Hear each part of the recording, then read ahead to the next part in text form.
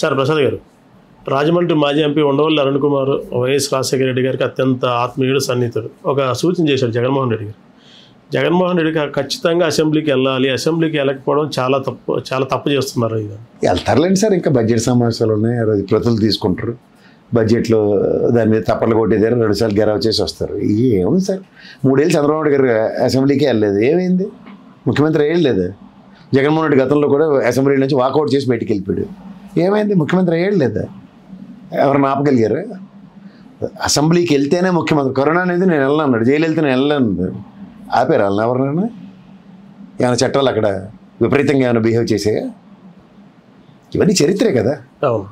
మనం ఈ చరిత్రని కాంటాక్ట్ చేసి ఉండవల్ల అటు ఏదో కుల్ ఐడియాలో మంచి ఐడియాలో సరే అసెంబ్లీకి వెళ్ళాలను అన్నది ఒక ఇండికేటర్, ఒక చేతావని. బాబు 60 రోజులు వస్తున్నట్టుకుంది, ఈ సమావేశాలు లెక్కెట్టుకో, డేట్లు మర్చిపోకుండా ఒకసారి కనబడన్నట్టుగా నేనైతే అలాగే తీసుకుంటాను.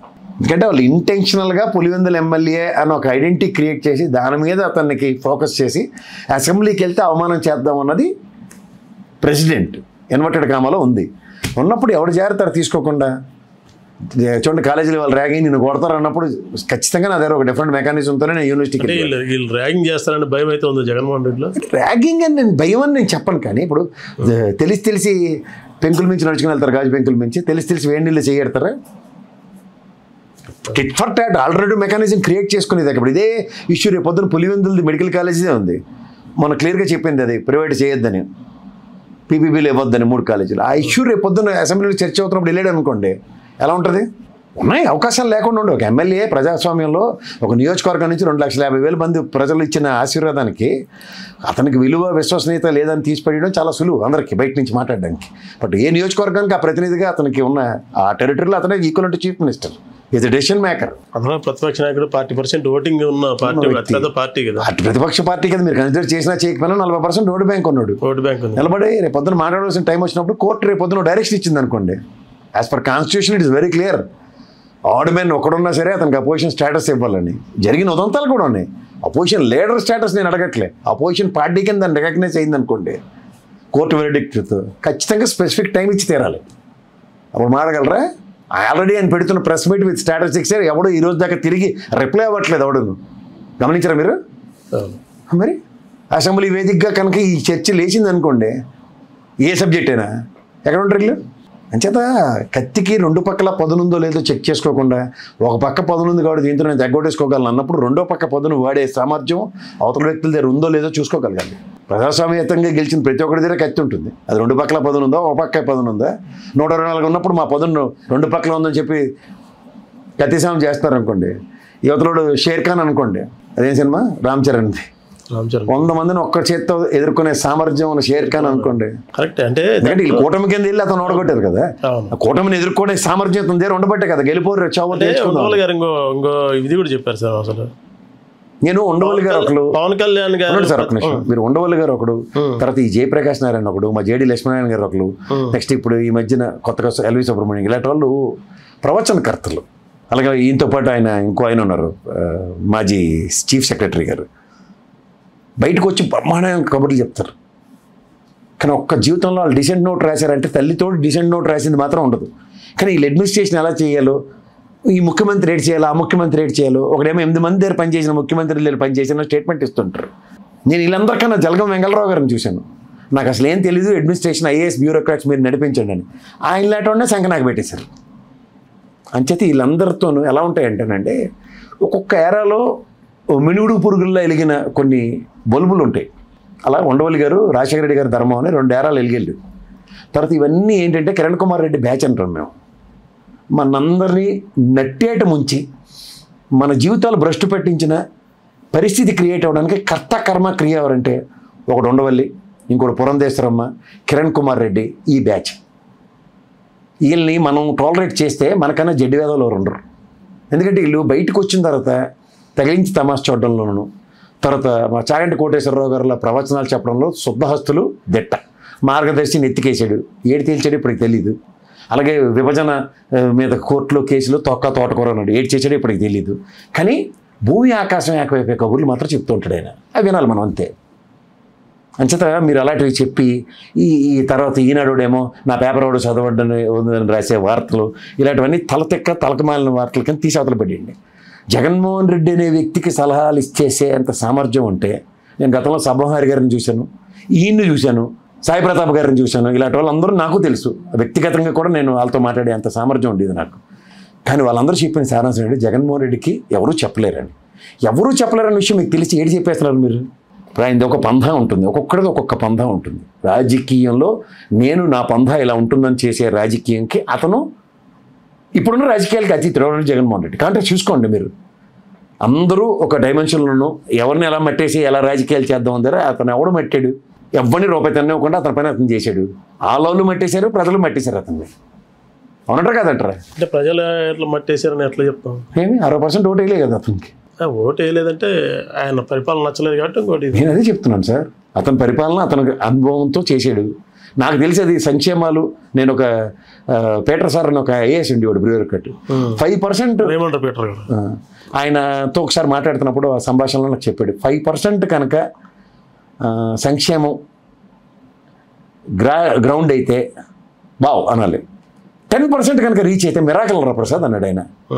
అలాంటిది నేను 94% అబౌవ్ సక్సెస్ చూశాను సంక్షేమాలు అందినవి. నేను మళ్ళీ చెప్తున్నాను, నేను ఒక అనాలిసిస్ చేశాను, అది జగన్మోహన్ రెడ్డి గెలుస్తాడు అన్నది.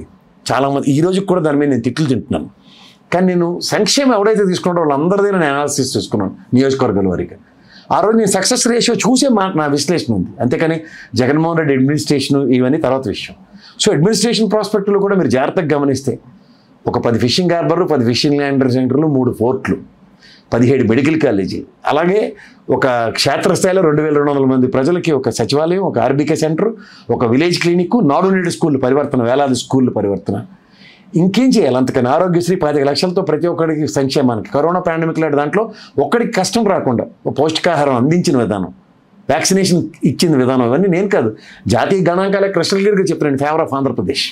అప్పుడు ఉన్న అడ్మినిస్ట్రేటర్ వాడు జగన్మోహన్ రెడ్డే కదా, బీయింగ్ ఏ చీఫ్ మినిస్టర్. ఇంతున్న అతనికే కర్రు కాల్చి వాత పెట్టారు 11 స్థానాలు ఇచ్చి. సో అలాంటప్పుడు ద ఒరిజినల్ మొనాటమీ ఆఫ్ పాలిటిక్స్ ఏంటి? అతను ఈరోజు చెప్తున్నట్టు ఎవరో రంగనాయకమ్మ 70 సంవత్సరాలు ఉండడం, 80 సంవత్సరాలు ఉండి అరెస్ట్ చేశాడు, దీంట్లో ఉన్న అపవాదులు మోయడం తప్ప ఈ మెయిన్ స్ట్రీమ్ మీడియాలో కానీ సోషల్ మీడియాలో కానీ ఎవడైనా జగన్మోహన్ రెడ్డిని సైకో, రాక్షసుడు, రాక్షస పాలన అని బూతులు తిట్టకుండా ఎవడన్నా ఉన్నాడా? 5 ఏళ్ళు ఆయన టాలరెన్స్కి తలుచుకుంటే ఎంతసేపు అండి? మన పౌడర్ డబ్బా ఛానల్లోడికి అపోజిషన్లో ఉన్న వెళ్ళి చెదగొడిచారు కదా ఇక్కడ వెళ్ళి బీఆర్ఎస్ వాళ్ళు. మరి రూలింగ్లో ఉన్నప్పుడు చెదగొట్టడం ఏమైనా పెద్ద ఎంత? అవి జరిగాయా? టాలరెన్స్ అండ్ పాలిటిక్స్ ఒక వేరే పంధాలో చేయడం అనేది చేసి చూపించాడు అతను. అది నచ్చక అదే పాత చింతకాయ పచ్చడి నూరు తాలింపు పెట్టి తినండి అంటే దానికి సిద్ధంగానే ఉంటాడు. పెద్ద ఏమైనా అతీతమా రాజకీయాలు చేయడం? ఏమి తెలియని పవన్ కళ్యాణ్ చెప్పాడు, చీఫ్ మినిస్టర్ అయిపోయాడు. అంజయ్ గారి గవర్నమెంట్ గురించి మనందరికీ తెలుసు కదా, ఆయన ముఖ్యమంత్రిగా చేయగలిగాడు. అంటే ఆయనకంటే కూడా ప్రతిపక్ష పాత్ర ఆయన పోషిస్తూ సూపర్గా ఉండేది అంటున్నాను పవన్ కళ్యాణ్. ఆయన పార్టీ పెట్టింది ఏ సిద్ధాంతంతోనండి? ప్రశ్నిస్తానండి. ఈ రోజుకి ఏ విషయంలోనూ ప్రశ్న ఉందా? ఉద్దానం విషయంలో ప్రశ్నిస్తే ఆయన సపోర్ట్ ఇచ్చిన గవర్నమెంట్తో కాంది నెక్స్ట్ గవర్నమెంట్ చేసి చూపించిందా లేదా? ఉద్దానం సమస్యకి శాశ్వత పరిష్కారం ఇంక్లూడింగ్ వాటర్ ప్యూరిఫికేషన్ సెంటర్తో ఎవరిని ప్రశ్నించాలి? ప్రభుత్వం ఏం చేయాలో ఆ పని చేస్తున్న ప్రభుత్వాన్ని ప్రశ్నించడానికి వచ్చిన ఇతను ప్రశ్నకి సమాధానం దొరికిన తర్వాత ఏం ప్రశ్నించాలో తెలియక తడువుకుంటున్నాడు. ఒరిజినల్గా ప్రశ్నించి రాజకీయం చేద్దాం అన్నాడు, అబద్ధాలు చెప్పే వాళ్ళతో సాహసం చేసి అబద్ధాలకి ఈళ్ళయి ఉదాహరణకి వైజాగ్ స్టీల్ ప్లాంట్లోనూ పాసిపోయిన లడ్లు ఇచ్చిన ప్రత్యేక హోదా ప్యాకేజీల్లోనూ ప్రశ్నిస్తానన్న పవన్ కళ్యాణ్ నోరు పడిపోయి మాట్లాడలేకపోతున్నాడు. ఎవరిది ప్రాబ్లం? అంచేత రాజకీయ ముఖ చిత్రాన్ని మార్చుకొని మాస్క్ వేసుకొని రాజకీయం చేయడమే అలవాటైపోయిన పందా అనుకున్నప్పుడు ఏ నాయకుడైనా అదే దిక్కుమాల రాజకీయం చేస్తానన్న దానికి అవుట్ ఆఫ్ ద బాక్స్ రాజకీయాలు చేసిన జగన్మోహన్ రెడ్డితో వాడిని కంపేర్ చేయకండి. మీరు కంపేర్ చేస్తే మా అయితే 11 స్థానాలకి పరిమితం చేశారండి. కానీ చరిత్ర అనేది ఒకటి ఉంటుంది. మీరు ఎంత దాన్ని రిట్రైవ్ చేద్దామన్నా లేకపోతే దాన్ని భ్రష్టు పెట్టిద్దామన్నా అది మారదు. ఒక ఆరోగ్యశ్రీ, ఉచిత కరెంటు, లేదా ఫీజు రీంబర్స్మెంట్ అంటే మహానుభావుడు రాజశేఖర రెడ్డినే పునరావృతం చేసుకుంటారు. అలాగే జనతా వస్త్రాలు పక్కా ఇల్లు కట్టిన చరిత్ర ఎవరిదంటే ₹2 కిలో బియ్యం అంటే మహానుభావుడు రామారావు గారిని గుర్తించుకుంటారు. ఇవాళ మీరు తల్లికి వందనం పేరు మార్చొచ్చు, అమ్మఒడి ఇచ్చింది ఎవరు అంటే జగన్మోహన్ రెడ్డి అని చెప్పుకుంటారు. అలా చరిత్రని క్రియేట్ చేసిన వాళ్ళు ఏమంటే they will never crawl for themselves. ప్రజల్లోంచి వాళ్ళ నాయకుల కింద ఆవిష్కరించబడతారు. ప్రజా సమస్యలు తెలుసుకుని కాంగ్రెస్ మొనాటమీని బ్రేక్ చేయడానికి వచ్చిన రామారావు గారు తెలుసుకున్న విషయం ప్రజల సమస్యలు ఇవి, వీటికి సొల్యూషన్ ప్రాస్పెక్ట్లో ముందుకెళ్ళాడు. ఇదే రాజశేఖర రెడ్డి పాదయాత్రలో సొల్యూషన్స్ ఏంటి అని ఎత్తుక్కుని వచ్చి సొల్యూషన్స్ ఇచ్చినాడు. ఇంకోటి ఏదంటే అంకెలు ఎప్పుడు నాయకత్వాన్ని డిసైడ్ చేయలేవు. అంకెలు ఈరోజు అది డిసైడ్ చేయొచ్చు, అది గెలపొచ్చు ఓడవచ్చు. ఎందుకంటే రెండు సీట్లు వచ్చిన భారతీయ జనతా పార్టీ తిరుగులేని శక్తిగా ఉంది. సో ఇవన్నీ చరిత్ర. మనం అక్కడ దాకా వెళ్ళిపోకర్లే. మనం మన తన్ని తగిలేసిన తమిళనాడు రాజకీయాలే చూద్దాం. 1-2 స్థానాలు లింగ్ మనం గెలిచిన డిఎంకేలే ఒకసారి వాళ్ళు ఒకసారి వీళ్ళు పంచుకుంటున్న ఒక చరిత్ర చూసి వాళ్ళు ఏ రోజు రాజకీయ క్షేత్రంలో కనుమరుగు అయిపోవని ఇంత బొంబార్డింగ్ బుల్డోజింగ్ ఎక్కడ చూసి ఉన్నాం మనం. కానీ ఎంత పోకడికి తెరలేపినప్పుడు, లేనోడికి శక్తి ఇవ్వడానికి, శక్తి ఉన్నోడి దగ్గర నుంచి హరించడానికి అన్న కార్యక్రమానికి తెరలేపినప్పుడు ఈ ప్రజలు గమనిస్తూనే ఉంటారు. కొంచెం పేషెన్స్ కావాలంతే. అంటే సార్ మీరు ఒకటి గమనించండొచ్చు, మామూలుగా అధికారం పోయిన తర్వాత ఏదో జగన్మోహన్ రెడ్డి వచ్చి ప్రెస్ మీట్ పెడితేనో ఏదో 1-2-3 తప్పిస్తే వైసీపీలో నాయకత్వం అంత యాక్టివ్గా ఎందుకు కనపడట్లేదు అంటారు? ఇప్పుడు అధినాయకుడే యాక్టివ్గా ఉన్నప్పుడు ప్రాంతీయ పార్టీలో ఒకటే డైరెక్షన్ ఉంటుందండి. ఆయన అలర్ట్ ఉన్నాడు ఫస్ట్ డే నుంచి. మీరు గమనించలేదు? సాధారణంగా 6 నెలల సంవత్సరం పాటు అసలు ఎవరు రారు. స్పాన్ ఆఫ్ నో టైమే కదా అతను రోడ్డు మీకు వచ్చాడు. అతను పొగాకు రైతులు తీసుకోండి, లేకపోతే మామిడికాయ రైతులు తీసుకోండి, లేకపోతే మిరపకాయ రైతులు తీసుకోండి, అలాగే పత్తి పరిశ్రమ తీసుకోండి, పత్తి వాళ్ళు ఇబ్బంది పడుతున్న విషయం చూడండి. అలా మీరు ఏ పంట విషయంలో ముందుకు వచ్చాడు. అలాగే రైతుల సమస్యల పట్ల ఉన్న చిత్తశుద్ధిని ప్యారల్గా ప్రజలకి ట్రోప్ ఛార్జీల విషయంలో కరెంటు బాధేస్తుంటే నియోజకవర్గాల వాళ్ళగా కిలోమీటర్ల ర్యాలీలు తీసి చూపించాడు. దాని పర్యవసానం వల్ల 100 కోట్లు 1000 కోట్ల పెనాల్టీ ప్రభుత్వంకి పడి 13 పైసలు తగ్గించి చూపించగలిగాడు. మీరు ఏదైనా తీసుకోండి. ఇవాళ మీరు ఆయన మీద అభాండాలు ఏవైతే మోపారో అసెంబ్లీ వేదికగా కడిగిన ముత్యంలో ప్రజల ముందు ఇప్పుడున్న రూలింగ్ గవర్నమెంటే ప్రవేశపెడుతుంది. మీకు 3 విషయాలు చెప్తాను. అది పర్యాటక శాఖకు సంబంధించిన బిల్డింగ్ రుషికొండ మీద కట్టిన దానికి భారతమ్మకి కట్టారని చెప్పిన దగ్గర ఇదే పవన్ కళ్యాణ్, ఇదే చంద్రబాబు నాయుడు అది ప్రభుత్వ భవనానికి కితాబు ఇచ్చారు. ఇదే రంగులకు 1000 కోట్లు తగలబెట్టారని ఎలక్షన్ కమాడీలు అంతా క్యాంపెయినింగ్ చేసిన దగ్గర ఇదే Pawan Kalyan floor of the హౌస్లో చదివి 199.50 కోట్లు మాత్రమే ఖర్చు అయింది వేయడానికి తీయడానికి రంగులని. క్లీన్ చిట్ ఇచ్చింది వాళ్ళే. ఇంకా మిగిలింది ఏముంది సార్? ఆర్బీకే సెంటర్లోనూ ఇవాళ మీకు సచివాలయాన్ని కట్టిన విషయంలో అన్నీ మాట్లాడిన చంద్రబాబు గారు ఇవాళ నిన్న మోంతా తుఫాన్ వస్తే అవే సెక్యూర్ వచ్చాయి, అవే రియాబ్ సెంటర్ల కింద ఇచ్చారు. ఇవన్నీ కనబడుతున్నప్పుడు ఎవరు ప్రభుత్వం ఎవరు నిర్వర్తించిన దానికి క్లీన్ చిట్లు ఎవరు ఇస్తున్నారో మీరే తెలుసుకోండి.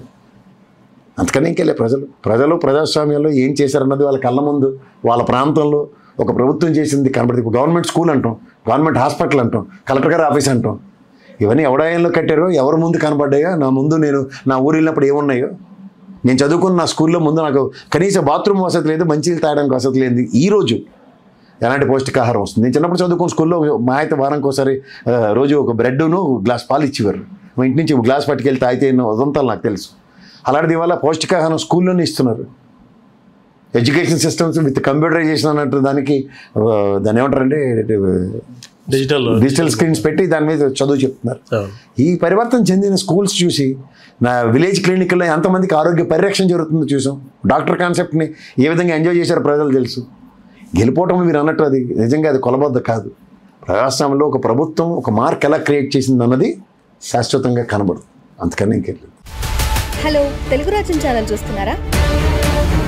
సామాజిక రాజకీయ జీవన చిత్రణే తెలుగు రాజ్యం. అతిశయోక్తులు అసత్యాలు ఉండవు. రాజకీయ కోణం కాదు, ప్రజా కోణమే కొలబద్ద.